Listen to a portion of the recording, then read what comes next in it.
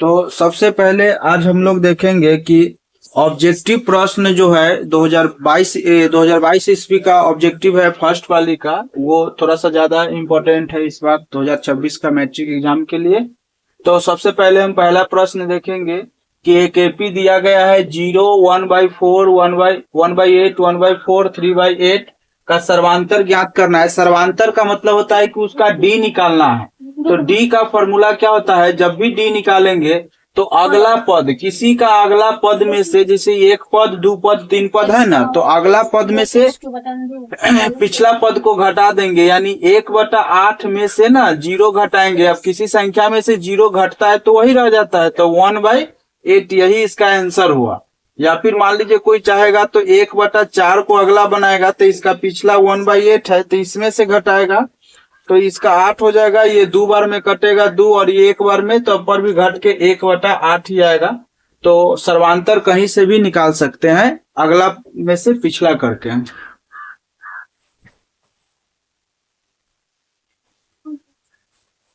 इस तरह जो है ना, दूसरा प्रश्न जो है कि बिंदु 0,8 और -12,0 को मिलाने वाली रेखाखंड के मध्य बिंदु का निर्देशांक ज्ञात कीजिए। ये इसका 4 गो ऑप्शन है। तो मध्य बिंदु का जो निर्देशांक जो होता है, मध्य बिंदु का निर्देशांक का जो फॉर्मूला जो होता है, जब XY जब किसी का बीच का निकालेंगे तो इसका फॉर्मूला होगा x1 + x2 बटा में 2, y1 + y2 बटा में 2 होता है। तो x1 का जो मान जो है, x1 का मान देखिए, x1 ये हो जाएगा और ये हो जाएगा y1, ये हो जाएगा y1, ये हो जाएगा x2 और ये हो जाएगा y2। तो x1 का मान कितना है 0 प्लस x2 का मान है 12 -12 और बटा में 2 हो जाएगा, और y1 के मान है -8 और y2 का मान है 0 बटा में 0 बटा में 2 हो जाएगा। ये प्लस माइनस माइनस से होगा, तो यानी माइनस के हो जाएगा 12, -12 बटा में 2, ये हो जाएगा -8 बटा में 2, तो ये कटेगा 6 बार में, तो -6 और ये 4 बार में, तो -4। ये दूसरा नंबर बी नंबर ऑप्शन सही है इसका।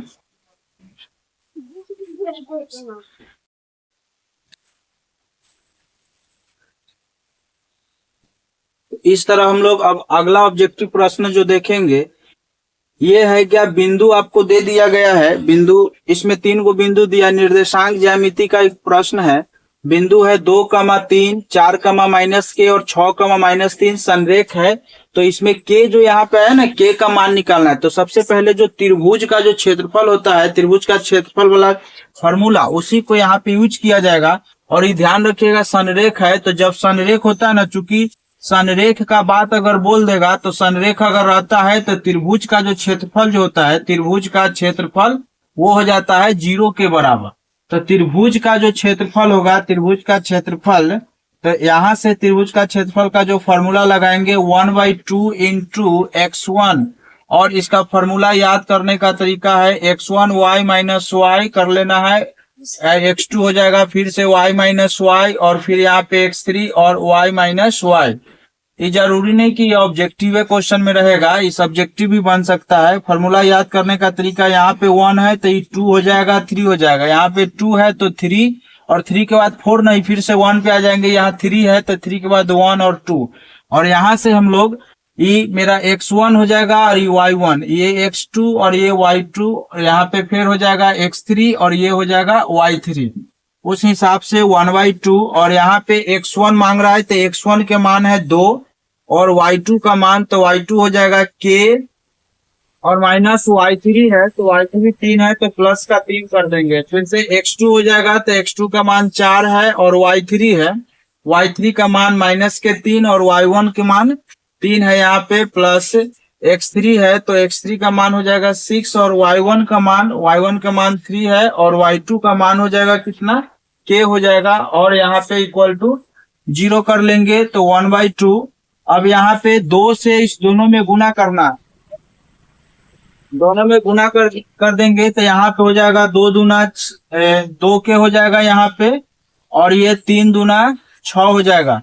यहाँ पे 3 और 3 दोनों जुड़ जाएगा माइनस में, तो माइनस का हो जाएगा 4 और 4 को 6 हो जाएगा, और इसको 4 से गुना कर देंगे तो माइनस के हो जाएगा 3 6 और 6 चौक 24 हो जाएगा, और यहाँ पे 3 छंक 18 हो जाएगा, और माइनस के 6 के इक्वल टू यहाँ पे 0 हो जाएगा 1/2। यहाँ क्या करना है कि यहाँ के जो है ना, इस सबको एक साथ करेंगे तो 6 को के माइनस में चल रहा है, 2 को प्लस में है, 2 इसको मिल जाएगा, माइनस के 4 के हो जाएगा, और यहाँ पे है 18 6 जोड़ देंगे तो हो जाएगा प्लस के 24 है, माइनस के 24 है, ये है इक्वल टू 0, ये कैंसिल हो रहा है तो होगा 1/2 इंटू ये माइनस के 4 के इक्वल टू 0। ये सब तो कट चुका है, 2 से ही 4 कट गया 2 बार में, तो यहाँ पे हो जाएगा 2 के इक्वल टू 0, चूंकि माइनस के बचा हुआ है तो k बराबर 0 हो जाएगा 2। इधर लिखेंगे यहाँ पे माइनस के 2 के इक्वल टू 0, तो k बराबर 0 हो जाएगा। ये रहा अब डी नंबर आंसर इसका सही है। तो ये जरूरी नहीं कि ऑब्जेक्टिव रहेगा, ये सब्जेक्टिव में भी प्रश्न आपसे पूछा जाएगा।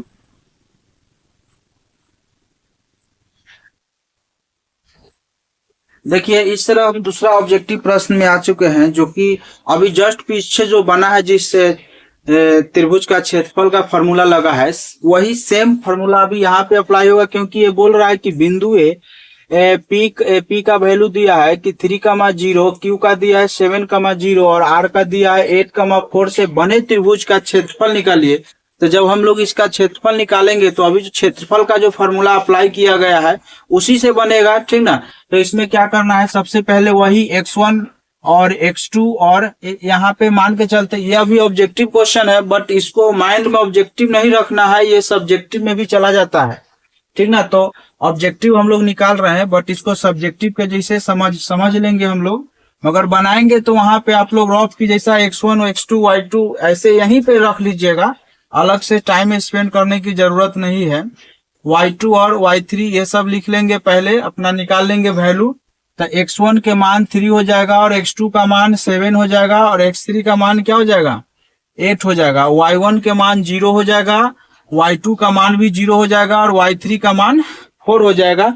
उसके बाद हम लोग त्रिभुज का क्षेत्रफल निकालेंगे। तो इसका फॉर्मूला जो होता है, त्रिभुज का क्षेत्रफल का जो फॉर्मूला वो 1/2, और ये अभी समझाए हैं कि इसको कैसे याद करना है, x2 लिख लेना है और y माइनस वाई करना है, फिर से x2 लिख लेना है और y माइनस वाई करना है, फिर से x3 लिख लेना है और y माइनस वाई करना है।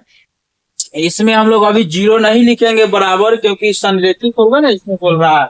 अब यहाँ पे ही हो जाएगा 2 3, यहाँ पे 2 है तो यहाँ पे हो जाएगा 3 1, यहाँ पे 3 है तो यहाँ पे 1 और 2 हो जाएगा 1/2। अब देखिए x1 के मान बोल रहा है, तो x1 के मान तो 3 है तो 3 लेंगे, और y2 ले रहा है तो y2 0, और y3 का मान बोल रहा है तो 4 हो जाएगा। फिर से x2 बोल रहा है तो x2 7 हो जाएगा, और y3 है तो 4 माइनस y1 के मान क्या है 0 है, और x3 का मान है 8, फिर से y1 है तो y1 0 और y2 का मान भी 0 है। इस तरह यहाँ पे रखा गया 1/2। और देखिए यहाँ पे 3 है, 0 में से 4 माइनस हो रहा है तो माइनस के 4 ही रहेगा।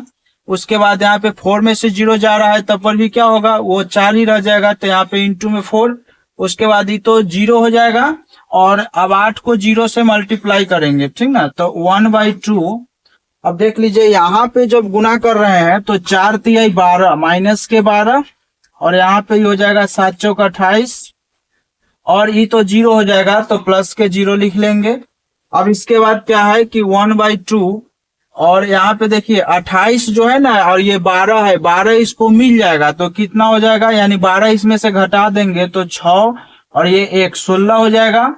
और इसके बाद हम लोग क्या करेंगे, इधर देख लीजिए 1/2 इंटू हो जाएगा 16, और ये 2 से 16 8 बार में कट रहा है तो 8 होगा, इसका ऑप्शन रहेगा 8। अगर ये सब्जेक्टिव में रहेगा तो वर्ग इकाई लिखना नहीं भूलिएगा। इसका त्रिभुज का क्षेत्रफल का ऐसा ही मात्रक होता है, अगर ये नहीं लिखिएगा 2 नंबर के रहेगा तो 1 नंबर तो आपका ऐसे ही कटेगा।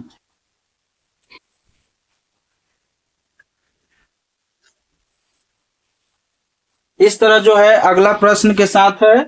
देखिए क्वेश्चन जो रहता है 100 गो ऑब्जेक्टिव है, उसमें कुछ ऐसा ऑब्जेक्टिव क्वेश्चन रहेगा जो कि बहुत ही इजी होता है, देखते ही आप लोग कर सकते हैं बिना कलम उठाए हुए देखते हुए।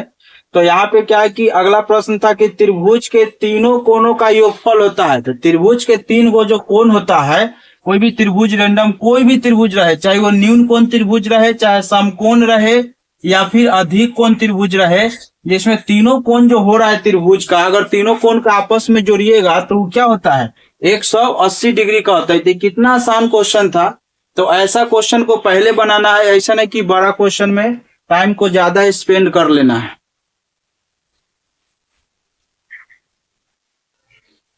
तो इस तरह ये क्वेश्चन के बाद जो एक अगला प्रश्न है, इसमें है कि निम्नलिखित में से कौन सबसे छोटी प्राकृत संख्या, प्राकृत संख्या गिनती के संख्या के बोलते हैं। तो इसमें जो ऑप्शन दिया है 0 है, -1 है, 1 है, 2 है। तो 0 तो प्राकृत संख्या नहीं होता, वो पूर्ण संख्या में चला जाएगा। -1 से गिनती चालू होगा नहीं, और 1 का 2 बचता है, तो 1 2 में छोटा कौन है 1 है, तो इसलिए इसका आंसर सबसे छोटी प्राकृत संख्या जो है ना 1 है। देखिए ये इसके जस्ट बाद ये प्रश्न है, कितना इजी है, सिर्फ देखते हुए मालूम चल जाएगा कि इसका आंसर क्या है।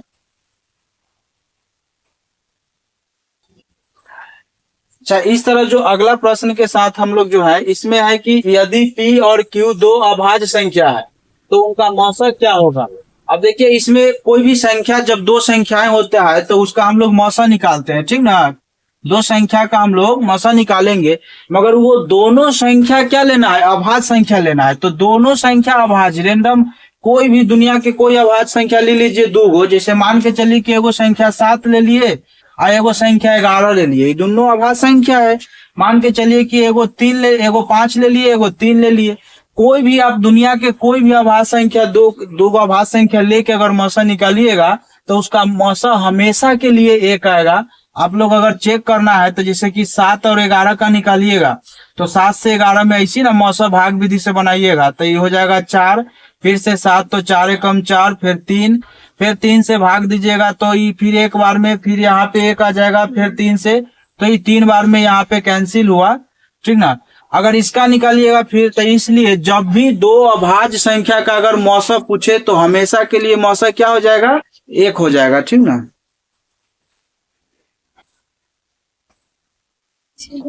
तो इस तरह जो है हम लोग अगला प्रश्न है कि इसमें कह रहा है कि कौन अपरिमेय संख्या है।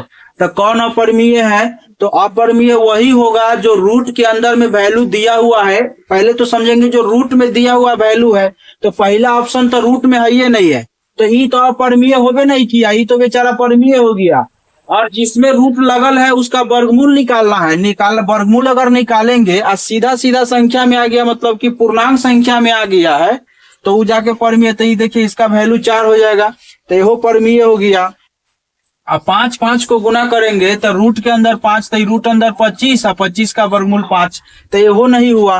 तो ये है, ये नहीं है, ये है, ये नहीं है, ये भी नहीं है, तो मेरा अपरिमेय संख्या ही वाला हो गया। आखिर में हुआ कैसे, तो देखिए रूट यहाँ जो 9 जो है, तो 9 को अगर अलग रूट दे देंगे या 27 को अलग रूट दे देंगे यहाँ पे, तो इसका तो वर्गमूल 3 हो जाएगा, मगर इसका टुकड़ा करेंगे तो 3 × 3 × 3 होगा। तो इसमें से जो मेरा मान लीजिए कि एगो यहाँ पे रूट निकालेंगे तो 3 और यहाँ पे 3√3 कैंसिल हो जाएगा, 1/√3। ऐसे इतना एक्सप्लेन करने की जरूरत भी नहीं है, हम जान गए कि जिसमें रूट नहीं है तो रूट नहीं है तो अपरिमेय नहीं हुआ, तो इसका बात खत्म है। इसका 4 निकल गया, इसका 5 निकल गया, जो बच गया वो अपरिमेय है। और अपरिमेय देखिए ये 1/√3 इसका वैल्यू आएगा। इस तरह हम लोग अगला प्रश्न देखेंगे। इसी के साथ हम लोग फिर से अगला प्रश्न ऑब्जेक्टिव का है। देखिए ये फिर से हम ऑब्जेक्टिव बोल रहे हैं, मगर ये ऑब्जेक्टिव तो है ही, मगर ये सब्जेक्टिव में भी इस तरह के प्रश्न जो है ना रेकरिंग वाला, पुनरावृत्ति वाला एकदम फिक्स रहता है।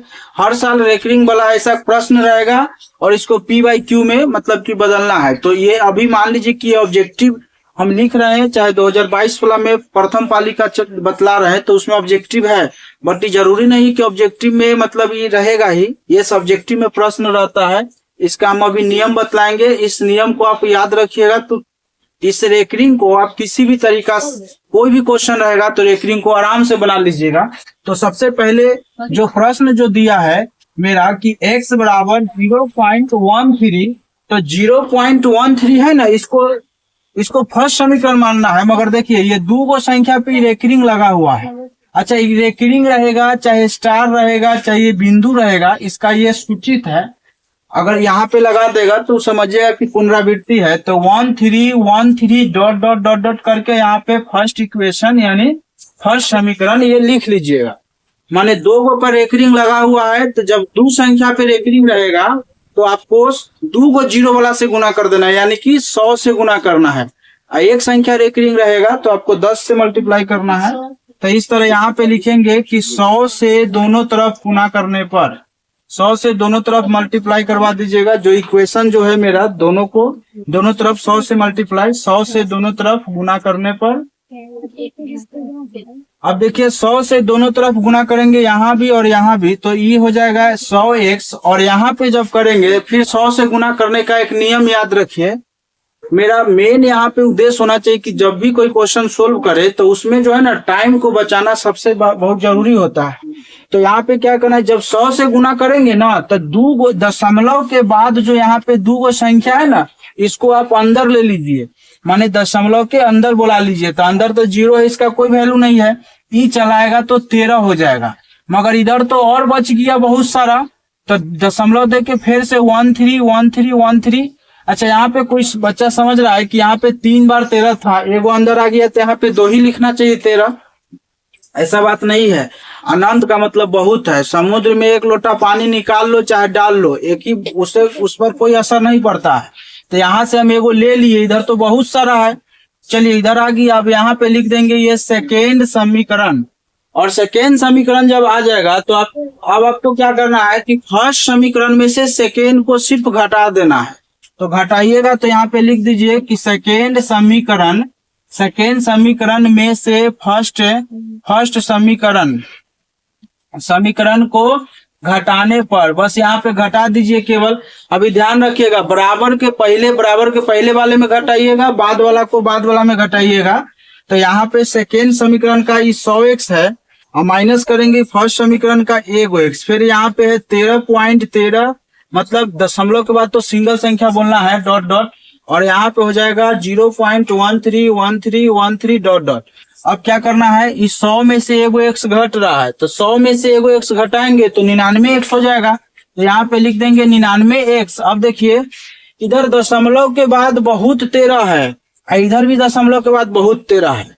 बहुत में से बहुत खर्च कर दिए, कुछ नहीं बचा, 0। तो यहाँ पे इसका कहानी पूरा जो है ना, इसको 0 कर दिया आके।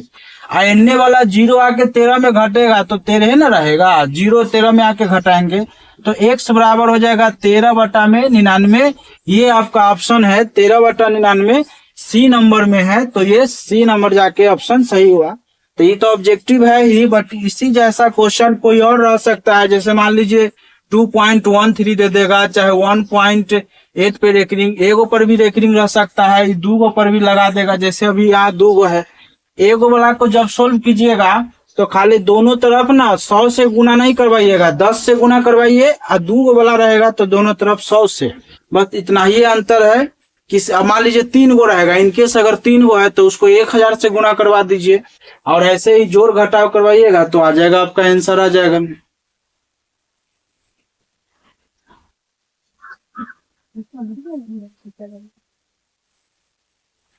इस तरह जो अगला प्रश्न है एकदम आसान है ये भी, कि 18 और 72 का मौसा निकालिए। बिल्कुल एकदम कोई भी तरीका नहीं, आपको जो तरीका आता है बना लीजिए। 18 से देखिए ऐसे भी भाग दीजिएगा 72 में, तो 18 36 18 चौक 72, ऐसे ही कट गया तो मौसा कितना हो जाएगा, 18 हो जाएगा। तो ये सब बिल्कुल आसान क्वेश्चन है। सबसे पहले ऐसा क्वेश्चन को बनाया जा सकता है। अब इस तरह हम लोग फिर से अगला प्रश्न में आ चुके हैं। इसमें कह रहा है कि किसका दशमलव प्रसार शांत है। तो पहला नंबर, दशमलव प्रसार शांत होने का जो शर्त जो होता है, दशमलव प्रसार अगर शांत होना हम लोग चेक करेंगे तो p/2 × 5, मतलब कि ऊपर कोई संख्या रहे, अंश में कोई भी संख्या रहे, उससे कोई मतलब नहीं है, मगर हर में जो संख्या जो रहेगा उसका जो अभाज्य गुणनखंड का जो टुकड़ा जो होगा वो 2 और 5 में होना चाहिए, केवल 2 और 5 में। अकेला अगर दू भी रहेगा तैयो शांत हो जाएगा, अकेला अगर 5 रहेगा फिर भी शांत हो जाएगा, मगर 2 5 के अलावा और कोई टुकड़ा नहीं होना चाहिए तो वह अशांत हो जाएगा। तो मेरा क्वेश्चन है कि किसका दशमलव प्रसार शांत है। तो शांत में देखिए 81 जो है ना, ये 3 का योग से कट रहा है, मतलब 8 1 9 होता है या 9 3 से कट रहा है, तो ये संख्या 3 से कट रहा है 81 जो है, इसलिए ये शांत नहीं होगा। 41 तो कोई से नहीं कटेगा, ये तो ऐसी खत्म हो गया। 43 जो है वो भी किसी से नहीं कट रहा है। और 80 जो है, जब 80 का हम लोग टुकड़ा करेंगे तो देखिए ये 40, फिर 2 से ये 20, फिर 2 से ये 10, फिर 2 से ये 5, यानी 2 के जो है ना, 2 जो ऊपर 19 रहेगा तो ये 2 कितना बार आ रहा है, 4 गो आ गया, 5 गो। तो जो 80 का जो टुकड़ा जो हुआ अभाज्य गुणनखंड में वो केवल 2 5 है, तो इसलिए मेरा ये शांत हो गया और ये तीनों का तीनों अशांत है। तो इस तरह का क्वेश्चन आपको शांत और अशांत का 2 ऑब्जेक्टिव रहेगा ही, 1 2 3 जय भी रहे, मगर कम से कम तो 1 रहेगा ही और ज्यादा से ज्यादा 2 3 देखने को मिल सकता है। देखिए इस तरह जो है हम लोग अगला प्रश्न में आए हुए हैं। जो अगला प्रश्न है हम लोग का कि 3 सेंटीमीटर त्रिज्या वाले गोला का आयतन निकालना है। तो गोला में त्रिज्या जो दे दिया है 3 सेंटीमीटर, तो गोला का जो आयतन जो होता है, गोला का आयतन का फॉर्मूला जो होता है, गोला का आयतन, तो गोला का आयतन का फॉर्मूला क्या होता है, 4 गोला का आयतन 4/3 पाई आर क्यू होता है। तो 4/3, तो ये 4/3 रहेगा। और चूंकि देखिए पाई सब में लगा दिया है तो पाई का वैल्यू 22/7 का है, रखने जाएंगे वो ऑप्शन में अपना रह जाएगा। और ये आर क्यू है, तो आर क्यू यानी आर का वैल्यू 3 दिया है तो 3 बार इसको गुना में कर देंगे, ठीक ना। तो 3 से तो 3 कैंसिल हो रहा है, तो ये 3 3 9 और 9 चौका कितना हो जाएगा, 36 पाई। 36 ऑप्शन में बी नंबर में दे रहा है तो 36 हो जाएगा। अगर यही मान लीजिए अगर सब्जेक्टिव में पूछता तो खाली पाई के जगह जो है ना, मान लीजिए 36 है, इसके जगह 22/7 कर देते, अब 22 36 के गुना करवा दीजिए, 7 से भाग करवा दीजिए। ये आपका अगर सब्जेक्टिव रहता तो ये काम करना पड़ता। ऑब्जेक्टिव है तो देख लीजिए पाई पे छोड़ रहा है तो आप भी पाई पे इसको रखिए ना, आगे गुना करने से क्या फायदा है, ज्यादा टाइम बर्बाद हो जाएगा।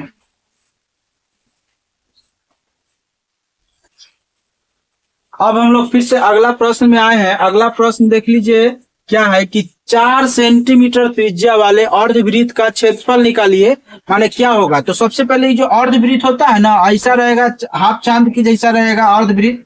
तो अर्धवृत्त का जो फॉर्मूला जो होता है, अर्धवृत्त के क्षेत्रफल का फॉर्मूला वो होता है आपका जिसे 4 पाई आर स्क्वायर। ये तो वृत्त का क्षेत्रफल है, मगर अर्धवृत्त है तो उसमें 2 से भाग दे दीजिएगा तो हो जाएगा ये अर्धवृत्त का क्षेत्रफल। अब अर्धवृत्त के क्षेत्रफल इतना हो गया, इसका फॉर्मूला, इस फॉर्मूला के हिसाब से देखिए कि आर का वैल्यू जो दिया है वो 4 है, तो इसमें आप रख लीजिएगा 4। तो मान लीजिए कि अर्धवृत्त का जो है तो यहाँ पे 22/7 गुने आर का वैल्यू, तो आर है 4 × 4 और सबके बटा में है 2। तो आप देख लीजिए ये पूरा कैलकुलेशन करके दिया है। तो अभी जो है ना एकरा बट्टा में भी तो 1 छिपा हुआ था, ये 1 जाएगा सबसे ऊपर मल्टीप्लाई, मगर ये 2 जो है ना 7 से जाएगा मल्टीप्लाई होने, यानी 22 गुने 4 × 4 और बट्टा में 7 × 2, ये वाला 2 चला गया। देखिए 2 से 1 ही कट जाएगा 2 बार में, तो अब जाके हो रहा है कितना, 22 गुने 4 दूना मान लीजिए 8 हो जाएगा, बटा में 7, सबके बटा में तो 7 जा ही रहा था। अब गुना कर लीजिए, ये 8 दूना हो जाएगा 16, 8 दूना 16 1 17 176 और बटा में 7। ये डी नंबर ऑप्शन है, करेक्ट ऑप्शन हो, आंसर है डी नंबर 176 बटा में 7।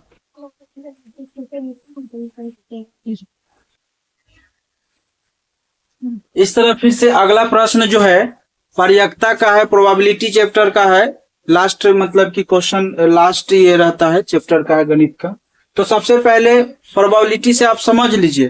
पहला प्रश्न दे रहा है कि निम्न में से कौन सी एक घटना पर्याप्तता नहीं हो सकता है, मतलब इसमें 4 गो ऑप्शन है ना, कौन वैल्यू पर्याप्तता का मान नहीं हो सकता है। तो सबसे पहले आप ये चीज को समझिए, पर्याप्तता का मान पहले हम बतला देते हैं, उसके बाद आंसर जो है ना आप लोग खुद कर लीजिएगा। पर्याप्तता के मान कभी भी 1 से बड़ा वैल्यू नहीं हो सकता है, मतलब 1.1 भी लिखा है तो नहीं होगा, 1 से बड़ा नहीं। हाँ, किसी पर्याप्तता का वैल्यू 1 हो सकता है मगर 1 से बड़ा नहीं होगा, ठीक ना। हाँ, तो सबसे पहले यहाँ पे फिर से देख लीजिए इसको हम बतला रहे थे क्या कि किसी भी परियक्ता का जो घटना जो होता है वो 1 से बड़ा नहीं हो सकता है और 0 से छोटा भी नहीं हो सकता। परियक्ता के मान कभी भी ऋणात्मक में नहीं होगा। 0.123, 0.1233 ऐसे मतलब कुछ भी हो सकता है मगर 1 से बड़ा नहीं होगा। और परियक्ता का मान तो देख लीजिए, पहले बतला दिए कि परियक्ता के मान 1 से बड़ा नहीं होगा। तो देखो यहाँ पे पहला जो इसका क्वेश्चन बन रहा है, हम करे परियक्ता के मान 1 से बड़ा नहीं हो सकता है, तो एकरा तनी भाग दो। 1 से बड़ा वाला यहाँ पे समस्या देखो 1/3, तो 1/3 है, मतलब 1 में 3 से भाग देंगे तो ये तो 1 से छोटा ही बन रहा है। अब यहाँ पे क्या है कि इसमें से कह रहा है कि कौन किसी पर घटना नहीं हो सकता है। देखो ये फिर से छोटी संख्या में बड़ी संख्या से भाग दे रहे हैं, तो ये भी 1 से छोटा है। देखो 1 से छोटा, ये भी हो रहा है 1 से छोटा, मगर यहाँ पे ये है 3/2, 3 में 2 से भाग देंगे 1.5 इसका वैल्यू आएगा, इसका वैल्यू है 1.5। एकड़ 1 से छोटा, एकड़ 1 से छोटा। और परियक्ता के मान आपको प्रतिशत में भी हो सकता है कि 25, 100%। तो परियक्ता के मान परसेंटेज में भी होता है। ये भी सही है, ये भी सही है। तो कोई घटना नहीं हो सकता है कौन, तो आंसर जो होगा, आंसर ही से ना होगा, आंसर होगा ये वाला।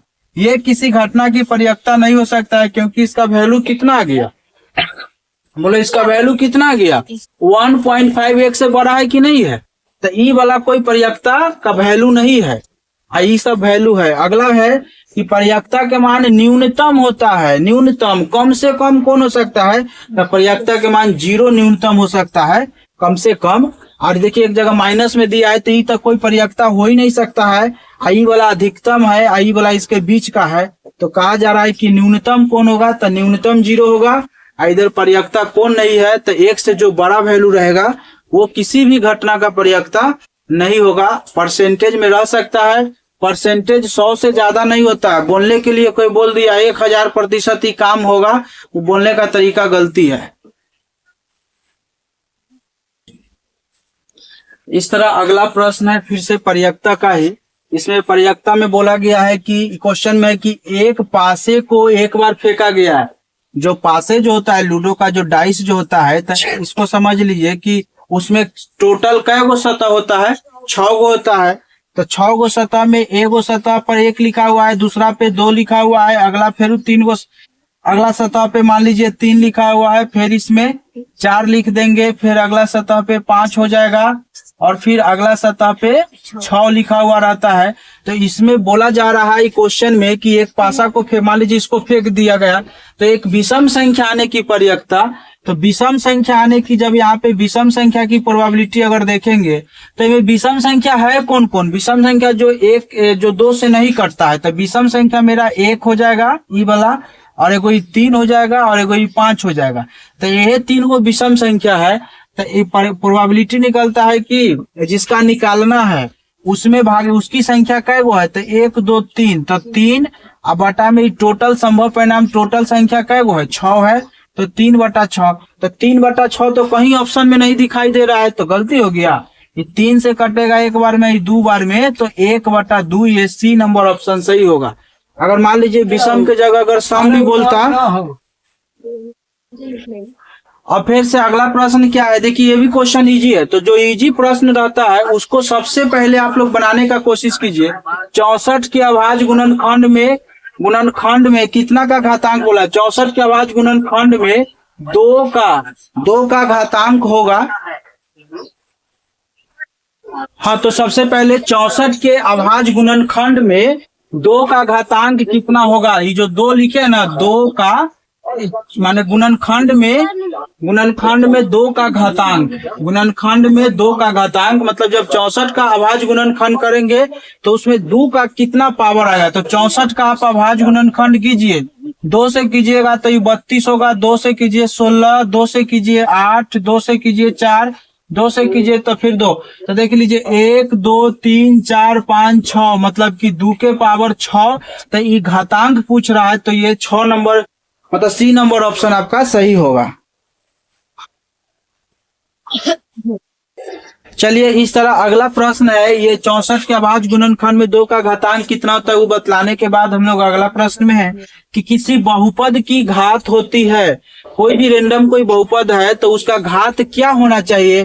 किसी भी बहुपद के, तो देख लीजिए कोई भी बहुपद होता है उसका घात कभी भिन्न में नहीं होना चाहिए। भिन्न में मतलब ऐसा भिन्न में नहीं होना चाहिए जिसका मतलब भाग उग देंगे तो दशमलव में आ जाएगा। तो कहने का मतलब वो समझिए कि भिन्न में होना ही नहीं चाहिए, तो ये ऑप्शन गलती है। किसी भी बहुपद के घात जो है ना ऋण में नहीं होना चाहिए, ऋण मतलब माइनस में नहीं होना चाहिए। और एक दे रहा है कि इनमें से कोई नहीं थी, तो है ये नहीं है, पूर्ण संख्या होना चाहिए। पूर्ण मतलब या तो किसी बहुपद की घात जो है ना 1 2 3 चाहे 0 हो सकता है। रेंडम जैसे कोई बहुपद है 5, तो सोझे ही बहुपद ऐसे हो सकता है, मगर 5x के पावर -2 नहीं बोल सकते हैं। 5x रहेगा तो 1/2 नहीं बोल सकते हैं, ये दोनों बहुपद होबे नहीं करेगा। हाँ, पावर कितनों ले लीजिए वो बहुपद हो जाएगा। तो किसी भी बहुपद का घात जो है ना पूर्ण संख्या होती है। तो इस तरह अब हम लोग फिर से अगला प्रश्न की तरफ है। अगला प्रश्न में क्या है कि किसी बहुपद, किसी द्विघात बहुपद के शून्यंक 2,6 है, तो द्विघात बहुपद निकालना है। मतलब कि आपको ये क्वेश्चन जो है ना सब्जेक्टिव में भी रह सकता है। तो प्रश्न है कि शून्यंक दिया हुआ है, द्विघात बहुपद का 2 शून्यंक होता है, दोनों शून्यंक आपको मिला हुआ है और द्विघात बहुपद निकालना है। तो द्विघात बहुपद का जो फॉर्मेट जो होता है उसको आप लोग याद रखिएगा, एकदम में बन जाएगा, ये ऑप्शन है। तो द्विघात बहुपद का जो ऑप्शन फॉर्मेट जो होता है तो उसमें शून्यंक मतलब योगफल गुणनफल पूछने लगेगा। तो इसका आप योगफल निकाल लीजिए, योगफल कीजिएगा 4 और 2 कितना हो जाएगा 8, मतलब 4 और 6 मतलब 2 और 6 जो हो जाएगा 8 हो जाएगा।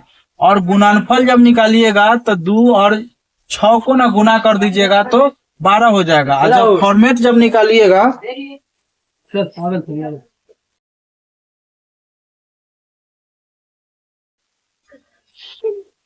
अब इस तरह फिर से हम लोग अगला प्रश्न की तरफ है, ऑब्जेक्टिव क्वेश्चन की तरफ। तो फिर अगला प्रश्न हम लोग देखेंगे। इसमें अगला प्रश्न कहाँ तक हो गया है, कहाँ तक बतला दिए। अच्छा, ये द्विघात बहुपद हो गया ना। अगला प्रश्न बहुत ही आसान है। फिर देखो ये अगला क्वेश्चन है तुम्हारा कि यदि बहुपद px = x² प्लस में 5x माइनस के 12, तो P1 का मान होगा, इसमें से P1 का मान क्या होगा। तो ऑप्शन में दे रखा है -12 और B नंबर पे 6 है और C नंबर पे -6 और D नंबर पे 12 है। P1 का मान निकालिए, जल्दी से बतलाइए इसका आंसर। और सब आदमी अभी बात कर रही है कि मतलब कि एग्जाम में ये कपड़ा वो कपड़ा, घर से जो अगर नया मिलेगा चाहे जो भी, उसी को पहन के जाओ। डिमांड नहीं कर देना कि हाँ हमको ही चाहिए, नहीं तो घर से भी डिमांड आएगा कि 400 प्लस नंबर ला के दिखाओ।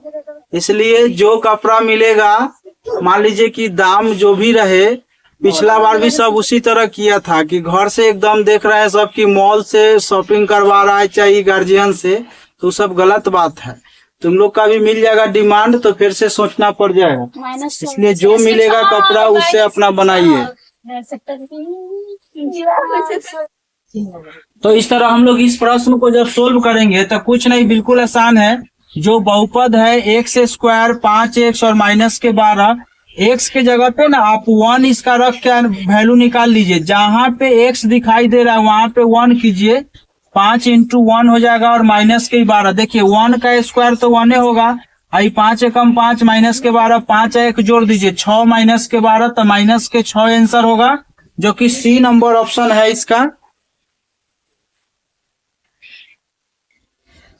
फिर हम लोग अगला प्रश्न पे है। सबसे पहले है कि देखिए इसमें समीकरण दे दिया है आपको, 2 समीकरण दे दिया, एक यहाँ पे है और दूसरा समीकरण आपका ये दे रखा है। आप बोल रहा है कि इतना का हल है, माने हल है मतलब कि कैसा हल है कि कोई हल नहीं, एक हल, 2 हल। और देखिए ये तो पहले ही फ्लॉप कर जाएगा, ये तो कभी होबे नहीं करेगा, 2 हल तो होबे नहीं करता, या तो कभी एक हल होगा, नहीं तो कोई हल नहीं, न तो अनगिनत हल, तो वो पहले ही ऐसे खत्म है। अभी आप ऑप्शन में समीकरण लेके आइए, तो 2x प्लस में 4y = 3, इसको लेके आइए। देखिए 6 को उधर कैले है, 6 को पहले लिख लीजिए, उसके बाद 12y और उसके बाद 6, अब क्या करना है, आपको ऑप्शन पे जाना है, ठीक ना। A1 बटा A2 को आप लोग याद कर लीजिए, पढ़े होंगे A1 बटा A2। तो ये है आपका A1, ये है B1, ये है आपका B1 और ये वाला है C1, फिर ये है A2, ये वाला हो जाएगा आपका A2, ये हो जाएगा B2 और ये हो जाएगा C2, ठीक ना। तो A1 बटा A2 तो यानी 2 बटा में 6 बराबर C1 बटा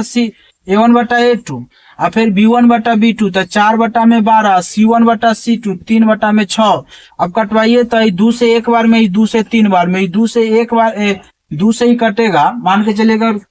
4 से अगर कटवाइएगा तो 4 से 4 एकम 4, 4 3 12, और ये जो है ना 3 से ही कटेगा एक बार में, या 3 से ही कटा 2 बार में, ठीक ना। तो ये हो जाएगा आपका 1 बटा 2। तो यहाँ पे जो है, यहाँ पे क्या हो जाएगा कि इसमें आपका थोड़ा सा है कि देखिए, इसको फिर से बनाते हैं। यहाँ पे क्या हो जाएगा कि वैल्यू देखिए कि 2 है, 2 1 से 4 y और 3, तो यहाँ पे दे दिए हैं 2 4 3, और उसके बाद इसमें है 12 6 6 12, मतलब 6 और 12 ये।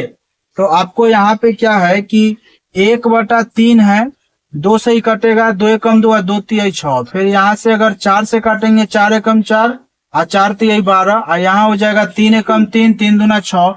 तो देखिए ये दोनों जो है 1 बटा 3 बराबर 1 बटा 3 और 1 बटा 2। तो ये जो है ना, ये नहीं है बराबर, ये दोनों आपस में बराबर है, यानी A1 बटा A2 बराबर B1 बटा B2 और बराबर नहीं है C1 बटा C2। तो ये ऑप्शन आपका कौन हल, कोई हल नहीं की तरफ आंसर है इसका। तो इस तरह जो है ना, इनका कोई हल नहीं होगा, ये ए ऑप्शन सही हो जाएगा, ठीक ना। यहाँ पे अपना लिख लेंगे कि कोई हल नहीं होगा। इस तरह हम लोग अगला प्रश्न के तरफ देखेंगे। इस तरह देखिए, अब अगला प्रश्न की तरफ है, ये सांख्यिकी का है। आपको ऑब्जेक्टिव में एगो माध्य रहेगा, माध्यिका रहेगा, बहुलक रहेगा, इस तरह एगो एक ऑब्जेक्टिव सब में से रहता ही है। तो आप लोग देख लीजिए, सबसे पहला प्रश्न है कि प्रेक्षण 14 15 13 16 14 15 17 13 15, इसका बहुलक निकालना है। बहुलक निकालना बिल्कुल ही आसान है। जो संख्या, मतलब जो जिसमें संख्या लिखा हुआ है जो समूह में, उसमें देखिए कि सबसे ज्यादा बार कौन संख्या आया हुआ है, सबसे बड़ी नहीं, ये मत समझिएगा सबसे बड़ी हम बोल रहे हैं, सबसे छोटी रहेगा, ज्यादा बार वही आया हुआ रहेगा तो वही बहुलक होता है। तो जो संख्या सबसे ज्यादा बार रिपीट किया गया हो ना, दोहराया गया हो, वही बहुलक होता है। तो आप देख लीजिए 15 यहाँ भी है, 15 यहाँ भी है और 15 यहाँ भी है, 1 2 3 3 बार 15 आया हुआ है। तो इसका जो बहुलक जो हो जाएगा ना, बहुलक बराबर 15, और कोई संख्या 3 बार नहीं आया हुआ, इसलिए 15 हो जाएगा बहुलक। और इसमें देखिए प्रथम 5 प्राकृत संख्या, प्रथम 5 चाहे प्रथम 10, ऐसे प्रथम लगा के तो कितना बार क्वेश्चन आया हुआ है। अच्छा, जरूरी नहीं कि प्राकृत बोल सकता है, ऐसा क्वेश्चन आएगा कि प्रथम 5 विषम संख्या भी रह सकता है, प्रथम 5 सम संख्या भी रह सकता है। तो इसमें बोला है प्रथम 5 गुण आपको कैसी संख्या लेना है, प्राकृत संख्या लेना है। तो प्रथम 5 गो प्राकृत संख्या होता है 1 2 3 4 5, सबको जोड़ लीजिए, 5 4 9, 9 और 3 12, 12 2 14, 1 15, तो 15 हो रहा है टोटल योग। ये है क्या, 1 2 3 4 5, तो 5 से भाग देना है, ये कट रहा है 3 बार में, तो इसका आंसर ना 3 हो जाएगा, ये बी नंबर हो जाएगा। उसके बाद जो बोला है फ्रैक्शन, इसका माध्यिका निकालना है, माध्यक चाहे माध्यिका एक के होता है। सबसे पहले जिसका माध्यिका निकालना है उसको पहले आप गिन लीजिए कि कितना है। तो 1 2 3 4 5 6 7, यानी n का मान 7 है। जब n का मान विषम संख्या आएगा तो इसका फॉर्मूला हो जाता है n + 1/2, 2वां विचर। तो n के जगह तो 7 रख देना है, तो 7 + 1 2, ये हो जाएगा आपका 7 1 8 बटा में 2, 2वां विचर कट रहा है तो 4, यानी 4वां विचर। तो 4 ही आंसर नहीं होगा, इसको सजा लीजिए बढ़ते क्रम में। अब बढ़ते क्रम में सजाएंगे तो सबसे छोटा वाला, सबसे छोटा 6 है, फिर 7 है, फिर 8 है, और उसके बाद कितना है, 8 के बाद हो जाएगा 12, फिर 13, फिर 15, ऐसे करके है। अच्छा 14 भी था, तो 14 हो जाएगा, फिर 15। आप गिन लीजिए 1 2 3 4 5 6 7 वो है, 1 2 3 4 5 6 7। इधर से आपका जो 4वां विचर जो आयल है, 4 गिन के देख लीजिए, 1 2 3 4, यानी 12 आ रहा है 4 नंबर पे, तो 12 यहीं पे ऑप्शन होगा, तो वो मेरा 12। इस तरह आप लोग माध्यिका भी निकाल सकते हैं।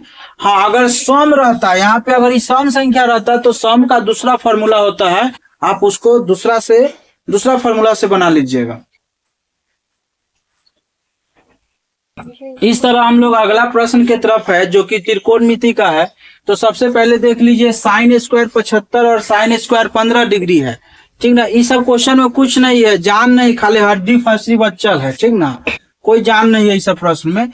देखिए 75 और 15, 75 15 को आप कहाँ से, टेबल में वैल्यू होवे नहीं करेगा 75 15 का, तो इसको चेंजिंग वाला पे कीजिए, 90 डिग्री पे चेंज कीजिए। वही फॉर्मूला होता है साइन 90 डिग्री माइनस थीटा, इस पर अगर आप चेंज करवाइएगा ना तो कॉस थीटा हो जाता है। तो आप इस फॉर्मूला का यूज कर लीजिए यहाँ पे, तो ये हो जाएगा साइन स्क्वायर 90 डिग्री। अच्छा, 90 में से कितना घटा देंगे, जो कि 75 चाहिए, तो वो होता है 15, ठीक ना। यहाँ पे साइड में लिखल भी है इशू, तो इसको कर दिए आप प्लस में, यहाँ जो साइन है ना इसको चेंज नहीं कीजिएगा, इस साइन स्क्वायर 15 ही रहेगा।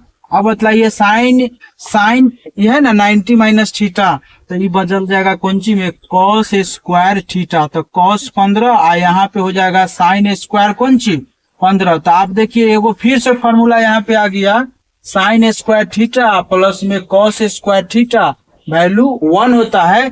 थीटा का मतलब मेरा थीटा दोनों का सेम होना चाहिए। अच्छा, ये कॉस एन्ने होने से कोई मतलब नहीं है, ठीक ना। तो यहाँ पे कॉस स्क्वायर 15 साइन स्क्वायर 15, तो वैल्यू 1 हो गया।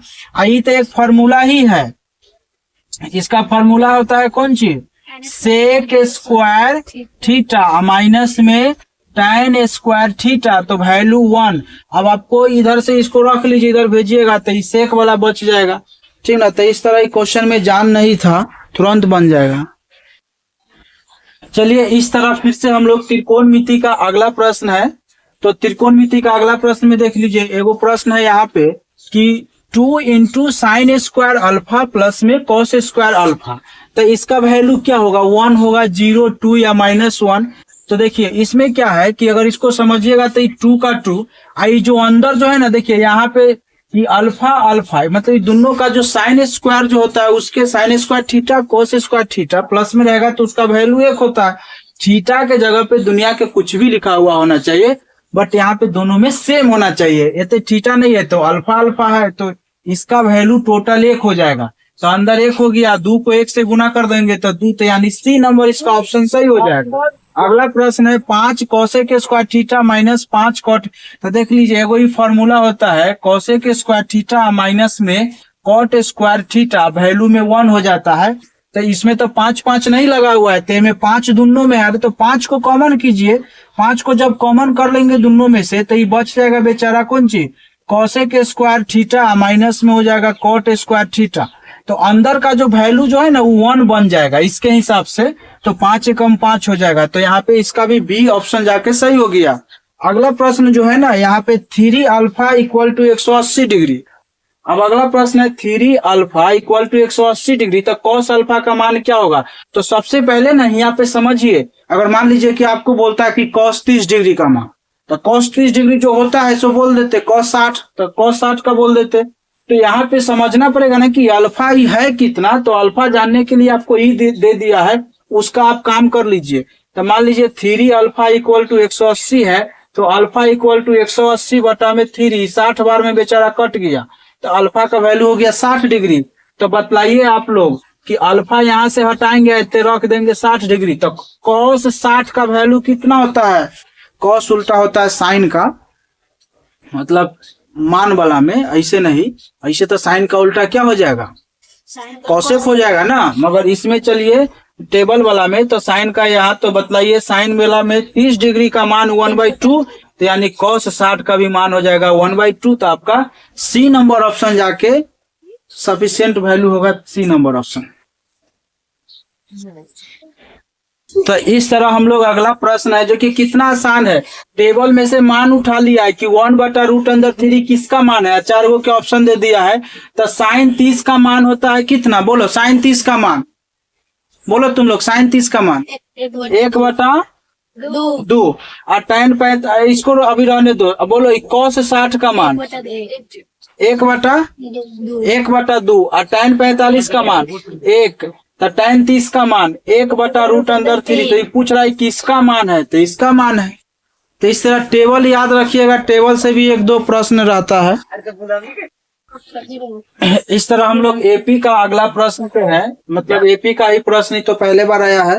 इसमें तो सबसे पहले देखिए क्वेश्चन कर रहा है कि समांतर श्रेणी, चाहे एपी बोलेगा कि 126, 120, 114 का कौन सा पद 0 है। देखिए कौन सा पद वाला टर्म रहेगा, तो इसका मतलब हुआ कि कोई संख्या के बारे में पूछा जा रहा है कि कैमा पद है। जैसे कि इसके 126 के बारे में पूछेगा कि कैमा पद है, तो क्या होगा, ये प्रथम हो गया, आई वाला द्वितीय, तीसरा, इसी तरह डॉट डॉट करते हुए 0 कौन सा पद है।